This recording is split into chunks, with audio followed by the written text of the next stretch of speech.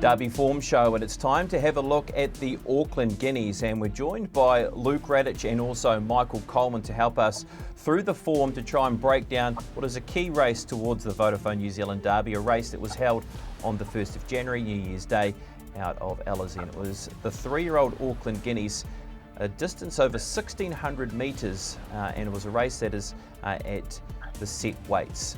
Horses that we need to look at here in this particular race are Rocket Spade, who wins, Jason Beltry, who runs second, On Display, who was not nominated but more than likely to pay up towards the Vodafone New Zealand Derby, and Edge of Wonder, who finishes into 7th position. Luke, will bring you in here as we talk about this race and what is going to be the Derby favourite in Rocket Spade, who wins over the 1,600 metres, and key pointers too, as we mentioned, Jason Beltry and On Display finishing into the money. Luke, your thoughts around this race and Rocket Spade taking it out? I think there's not a great deal between Rocket Spade and Jason Beltry, and as is probably going to become apparent, particularly when we talk about the Avondale Guineas, I'm really keen on Jason Beltry for the Derby. Here, Jason Beltry's of course in the white cap with the blue colours and the white cross sashes, and behind him is Rocket Spade. They're both a little bit keen there in the mid portion of this race, but Jason Beltry then relaxes pretty well.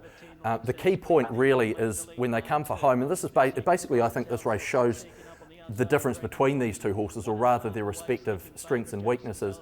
Jason Beltry gets overtaken in quite rapid speed by Rocket Spade, but then really comes back well. It's a little bit roughly run into the home straight.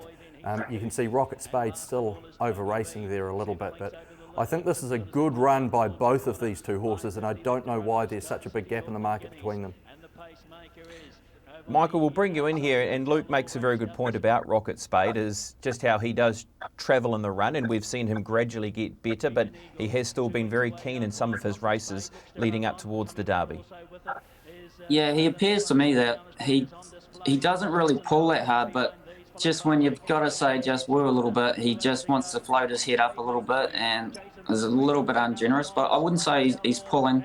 I think Jason Beltry looks like he over-races a little bit more than Rocket Spade, but, you know, Rocket Spade's turn of foot just sort of puts him to the sword pretty quickly and sort of race over from there. I know Jason Beltry took some ground off in the last bit, but you know, Rocket Spade hadn't run since the 2000 Guineas, so nearly two months between runs, and probably just getting to the front a little bit early at Alizé. He's buttoned off a little bit. Luke, horses in behind, Jason Beltry second, On Display follows this very good third up with some nice runs, you know, in races like the Karaka Classic, and then of course the Avondale Guineas and Edge of Wonder into 7th. Your thoughts on those runners? On Display was good, and we're of course recording this a week and a half out from the Derby, so when this goes to air, people will have a better idea about On Display and whether he'll definitely be lining up or not. I sort of see him on that second tier of horses who has a live chance in the race, but will need a few things to go his way. Edge of Wonder, look, I couldn't find a place for Edge of Wonder in my selections anyway. How did you see the race sectionally, Luke, in terms of getting a bit of a guide on horses? We know that Rocket Spade has got that very sharp turn of foot, as we saw sort of from the 4 to the 200. What did you make of the sectionals that were produced in the Auckland Guineas? Well, the cream rose to the top, that's for sure. But also you do see Jason Beltry coming back at Rocket Spade. And if you did see the footage past the line, Jason Beltry took longer to pull up. He was taking ground off Rocket Spade. It's a good point Michael makes that Rocket Spade would certainly have improved with the run, and he did next time. I just again come back to the point that Rocket Spade at the time we're recording this is $2.80 for the Derby and Jason Beltry $14, and that makes no sense to me. Jason Beltry looks every inch a staying type, and I'm not sure about that with Rocket Spade. I think he'll get the distance, but I'm probably a little bit less confident about it than I'd like to be with a $2.80 favourite. Do you think around Rocket Spade, Luke, that he is... look, there's always going to be comparisons to the horse that was the favourite last year. He certainly looks to be a more dour horse, and the connections have spoken about that than say, Dragon Leap. But you still have that question mark about him getting out to that 2,400 metres.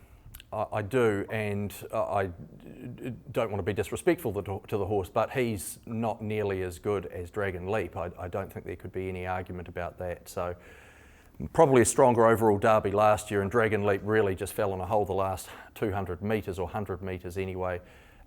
This race, I'm not knocking Rocket Spade, and I was interested to hear some comments of Andrew Scott after the Avondale Guineas that he said the horse had a really good blow and he'll improve with the run. And he thought after the Avondale Guineas, which we'll come to as well, that even if they'd gone on for another 400 metres or so, if the race had been a bit longer, then he didn't think that Jason Beltry would have got past Rocket Spade. So he seems to have a bit of confidence anyway that the horse will get the trip okay.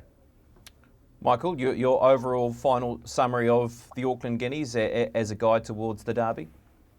Yeah, I think it's with Rocket Spade coming out of it. It's definitely a good form race. I did wonder about Fastnet Rock, Son of Fastnet Rock, 2,400 metres, but Stuart Forrest was Fastnet Rock as well last year. So. But he's been a hype horse all season, and he's come through twice, the Auckland Guineas and the Avondale Guineas. So he looks like he's finishing at the right time, but I'd be with Luke a little bit worried about the distance.